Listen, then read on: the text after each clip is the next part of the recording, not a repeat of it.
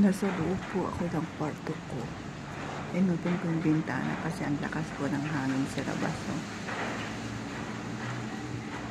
Grabe. Puro alikabok na naman ito bukas. Kaya mamaya. May part ko kasi na umuulan dito. So ayan, tingnan ninyo. Mga kalamansi, namumulaklak sila. Biglang hangin, biglang ulan. Isisira naman po ang kanilang mga bunga. Ang ingay ng yero ng kapitbahay. Dito po yan sa likod.